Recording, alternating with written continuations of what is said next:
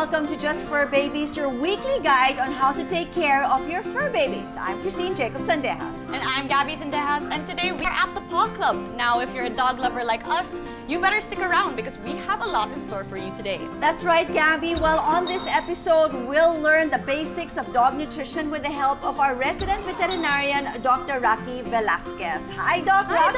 Hello, Christine. Hi, Gabby. And to help us with our topic today, I have here with me our fur baby of the day, Parker, who's an 8-year-old golden retriever. A beautiful fur baby. So we do know that dogs are man's best friend, right? Yes, that is right. You know, they're loyal and they're just so much fun to have around. Yes. Sounds like my best friend. Yep. As much as dogs and humans have a lot of similarities, we should understand that they are biologically different from us, so they have different needs from us. For example, their sense of smell is their primary way of experiencing the world. So after they are born, it's actually the first sense that develops and starts to function. Okay. If humans have 5 million scent receptors, they do have, would you believe, 300 million scent receptors. 5 to 3 million. Wow, that's a big difference. Is that why the dogs know that their owners are like on their way home, even if they're inside? Yes, exactly. Because for your pet, your scent is actually your whole profile. So it is also their navigation tool in order for them to find out where they are, what's going on around them. So you can say that their sense of smell is like Facebook, Google, or Waze? That's right, Gabby. So their sense of smell is actually the most powerful of all of their senses. So even if they lose their hearing and their sight, they pretty much can manage without it. They also use their sense of smell in evaluating their food. Mawala man lahat, wag lang yung sense of smell. On the other hand, their sense of sight is quite limited. Really? Yep, they're very nearsighted. I did not know So unlike us, wherein we can see up to 23 meters, they can only see up to 6 meters. So it's best to like get really up close and personal with the dogs, Yes. huh? Okay, so a lot of people talk about how dogs only see in black and white. Is that true? Contrary to popular belief, it's not true. So you can see color, Parker? Can they see all colors, or? Not all. If we're going to compare it to a human condition, more or less it's like having a red and green color blindness. Okay, so those are the only colors that they can actually see, the red and green. Yes. So would there be any benefits when it comes to giving them yung mga multicolored treats or no, snacks? there's really no benefit to it. And if it is artificial food coloring, it might actually do more harm than good. Okay, so it's best to keep it like Natural. Natural. and real Correct. and simple. Like their sense of sight, their sense of taste is also limited. Okay. So compared to humans, we have 9,000 taste buds.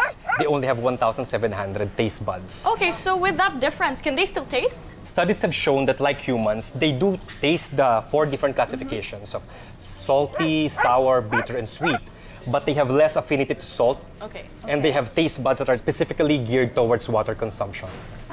Okay, so it's like what? More in terms of lubricating their food or helping Yes, them chew? because they don't really have to chew their food a lot, not like we do, because for us, we need to digest the food while chewing. For them, the saliva is only as lubrication for them to swallow the food properly. Okay, and in terms of like our pets, can they actually eat like all types of food? Well, dogs and humans have lived together for thousands of years, but it doesn't mean that what we eat, they can eat also. Okay. Because we have different biological systems. For example, their intestinal tract is much shorter than ours. So that means they have smaller amount of microbes. When you have smaller amount of microbes, their digestion is much more different.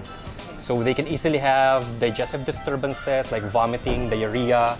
Dogs need highly digestible food in order for them to release the nutrients that they need for their everyday consumption. So prebiotics and fibers are very important to dogs. What are prebiotics? Prebiotics are those molecules that the body needs in order for the microbes to thrive in the intestines, in order to have a better nutrition, better absorption, better bowel movement, and stool formation. You know, that's so interesting because we hear that a lot about humans and how much that benefits our bodies. But so first time I'm hearing this about dogs na importante rin pala sa mga dogs natin to give them prebiotics Same and thing. fiber. So Doc, how many times should we actually feed our dogs? Okay, for puppies, you should feed them more frequently, like 3 to 4 times a day. But for adult dogs, you can actually taper that down to 1 to 2 times a day. But remember, do not overfeed your dog. Because just like in humans, a healthier dog is a leaner dog. But sometimes you don't really know, di ba, how much is too much or if we're actually overfeeding our dog. Yes, there's actually a guide. For every type of food that you're gonna give, there is a guideline at the back of the packaging. So you can follow that, even if they beg for more. Yes. But how about, Doc, like now, di ba, napapansin natin, di ba, yung mga food movements, you have that keto or the going vegetarian. When it comes to dogs, must it be like all meat or purely vegetables or raw? Are they beneficial or not? Remember, they are biologically different.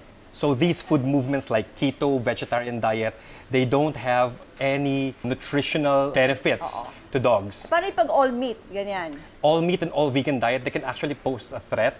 Like it can cause nutritional deficiencies, and in some serious extent, it can cause life-threatening illnesses.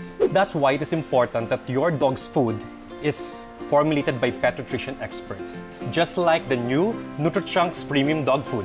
Okay, that's really nice because it takes out the guessing when it comes to what to actually feed your dogs, right? That's right. You can be sure that your food is complete and well balanced in nutrients. It is also very safe with natural kibble color and formulated with prebiotics and fiber.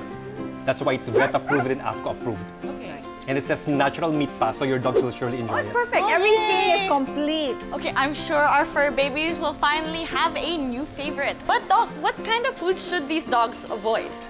Wait, hold on. That's a big topic, and I'm sure a lot of people actually want to find out, but we'll have to pause for a quick break, and we'll also tell you more about NUTRI CHUNKS when Just Fur Babies return, so stay tuned.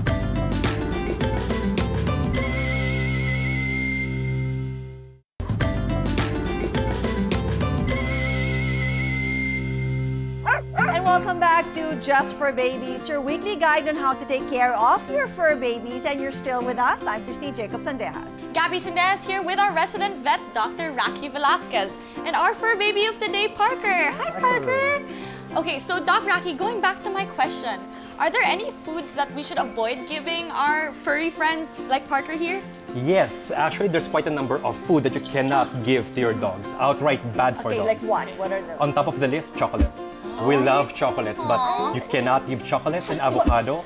Okay. Why? Because they have a certain chemical that is liver toxic to dogs. Another thing, onions, garlic, bawal yan. It causes anemia in dogs. High in sugar, food that are really high in sugar, So all the just good like in human. Yes, definitely, all the good stuff. High in sugar food can cause glucose intolerance, which is the precursor of diabetes mellitus. And yes, dogs get diabetes. Really? Yes. I didn't know that. So no sugar, no chocolates, no avocados. How about salt? High in salt is also bad, and high in fat. Everything. Why? Sorry. Because high in fat can cause heart disease in the long run. Raisins and grapes, they can cause kidney problem. Really? So how about fruits? Well, you mentioned grapes. So Fruit, it depends. Yeah. Apple is fine, pears, okay. Banana is okay. All right. But you can limit it just to those. So Doc, with all that, what kind of foods would you recommend us giving our dogs? Okay, before that, let me give you a background. Before kasi, we only treat dogs depending on what disease they have. So the dog is presented, it has a certain problem, then we treat that. But now, we are gearing towards a more holistic approach. Like, before having the problem, we make sure that the dog is packed with nutrients, with minerals, to combat all of those diseases. And not only that, to prevent it from happening in the first place. Kumbaga parang preventive. Yes, that's really the trend now. And you're gonna ask me what food I recommend as long as the dog food is filled with optimum levels of energy, essential amino acids, protein, fats, and vitamins and minerals, then you're good to go. I like that, Doc. You know, it sounds like a bag of the NUTRI CHUNKS premium dog food to me, you know, because NUTRI CHUNKS has all of that and more. It has that ActiVoost formula, an optimum blend of proteins, of fats, of carbohydrates to support our fur babies' daily energy needs, right? And it has yucca extract that helps in improving our pet's stool quality and reduces its odor, right? And not only that, but NUTRI CHUNKS premium dog food also has omega-3 and omega-6 fatty acids to help maintain a healthy and shiny coat. Take a look at that. And there's more. It has natural prebiotics called mannan oligosaccharides, or MOS, which strengthens the immunity of the dog and builds its digestive tract health. So you're good to go, Parker. You have There you go. everything. That is right. I mean, it's perfect for all of our furry friends. And NUTRI CHUNKS premium dog food offers a complete and balanced nutrition suitable for adult dogs of any breed, and it comes in many flavors. Okay, so overall, if we're gonna look at a healthy dog, I look at three things. Okay. Bright, alert, and responsive. Meaning to say, they're active, alert, they have a lot of energy, good appetite, and physically fit. So the next time you're out shopping for dog food, consider one with a balanced and healthy formula to suit your dog's daily energy needs. NUTRI CHUNKS Active Boost formula gives just the right blend of proteins, fats, and carbohydrates while also including prebiotics to help prevent diseases and improve digestion and nutrient absorption. Using real high-quality meat, wholesome ingredients, and no artificial colors, NUTRI CHUNKS is made by experts for your dog's complete and balanced nutrition. Talagang listo ganado with NUTRI CHUNKS. I think, Doc, you mean listo ganadogs. Is that the Gen Z way to put it? Yes, we did learn a lot today, and thank you so much, Dr. Rocky Velasquez, and our adorable fur baby for the day, Parker. Thank you, Christine. Thank you, Gabby. Stay tuned for more interesting discussions on how to take care of your fur babies. That's right, and we'll give you tips on puppy care, so that's next here on Just for Babies. So see you next time, fur moms and dads. Bye. Bye, Doc. Bye, Parker. Hello, Parker. Come Thank here. you for coming.